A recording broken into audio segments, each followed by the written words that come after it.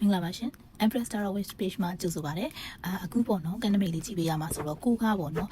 လူတွေကိုယ့်ရဲ့မိသားစုပဲဖြစ်ဖြစ်အလုပ်ခွင်မှာပဲဖြစ်ဖြစ်လူငယ်ချင်းတွေနဲ့ပေါင်းသင်းဆက်ဆံရေးမှာပဲဖြစ်ဖြစ်ချစ်သူကြီးစားနဲ့ဆက်ဆံရေးမှာပဲဖြစ်ဖြစ်အဆင်မပြေဖြစ်နေတယ်ဆိုလို့ရှိရင်ဘာကြောင့်အဆင်မပြေဖြစ်နေရလဲဆိုတာပေါ့နော်ဒါကန်နမိတ်ကလေးပြပေးတဲ့ဟာလေးကိုကြည့်ရအောင်ပေါ့နော်ကိုကဆင်ခြင်ရမယ့်အချက်ကလေးတွေပေါ့နော်ဒီချက်၃ချက်ကြောင့်ကိုကဆက်ဆံရေးတွေမှာအဆင်မပြေဘူးဖြစ်နေတယ်ဆိုလို့ရှိရင်ကိုပြပြင်တင်တာလေးပြပြင်ရအောင်လို့ကြည့်ပေးပါမယ်ရှင်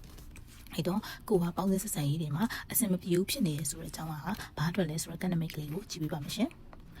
ကိုကပြောရမယ်ဆိုလို့ရှိရင်အတိတ်တွေကိုပေါ့နော်လွတ်မချနိုင်ဥပမာလူတစ်ယောက်ကတခုခုလေးမှားထားပြီးရဆိုလို့ရှိရင်အဲ့လူနဲ့ပတ်သက်ပြီးတော့ပေါင်းသင်းဆက်ဆံရတဲ့တစ်ဖက်သူကချစ်သူပဲပြင်မိဘပဲဖြစ်ဖြစ်တငယ်ချင်းပဲဖြစ်ဖြစ်သူကဒါမျိုးထက်လို့မလားဆိုတဲ့အဲ့လိုမျိုးအတိတ်ကဟာကြီးနဲ့ပြင်ပြန်ပြီးတော့မြင်နေတယ်တဲ့အဲ့အကျင့်ကိုပြင်ဖို့လိုပါတယ်လူတစ်ယောက်ကတခါမှပြင်မဲ့ထပ်မားနိုင်ချေရှိပြင်မဲ့အများတိုင်းဒီတခုလေးကိုပဲထပ်မားနေမှာမဟုတ်ဘူးဆိုတာလေးကိုကသိရမှာဖြစ်ပါတယ်နောက်တစ်ချက်ကကြတော့ပေါ့နော်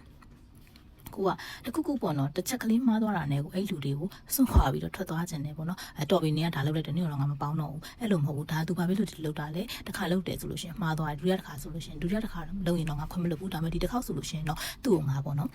ခွင့်လွှတ်လိုက်မယ်ဆိုတဲ့စိတ်မျိုးကိုထားတင်ပါတယ်ပြီးတော့ပေါ့နော်ဒီကမ်းရံနမိတ်ချဆိုလို့ရှိရင်တော့ emotional တွေပေါ့နော် overthinking တွေအတွေးတွေအများများတာပေါ့နော်မလောက်ရသေးဘူးဒီလူကတော့ဒီလိုလုပ်မလားဒီလူကလုပ်တော့မလားဆိုတဲ့အတွေးတွေများနေရဆိုတဲ့ကမ်းနမိတ်ကိုမြင်ရပါတယ်နောက်ဆုံးတစ်ခုကကြတော့ဘာဖြစ်လို့လူတွေနဲ့ပေါင်းသင်းဆက်ဆံရေးမှာအဆင်မပြေရတာလဲဆိုတဲ့ကနမိတ်ကိုကြည့်တဲ့အခါကျတော့ကိုကပေါ့နော်ယောက်ျားလေးဖြစ်ပါစေမိန်းကလေးဖြစ်ပါစေအရန်အောင်မာနာကြီးတယ်ဆိုတဲ့ကမျိုးကိုမြင်ရပါတယ်မာနာကြီးတယ်ဆိုတာထက်ပေါ့နော်ဒီကဲ့ရဲ့သဘောကတော့နည်းနည်းလေးအတ္တကြီးတယ်လို့ပြောလို့ရပါပေါ့နော်ကိုပဲအตาရမှာကိုနည်းနည်းလေးနာရပြီဆိုလို့ရှိရင်အဲ့ဒီလူတွေနဲ့ပေါင်းသင်းဆက်ဆံရေးကိုကစွန့်ခွာရတဲ့ဆိုတဲ့နမိတ်မျိုးဖြစ်ပါတယ်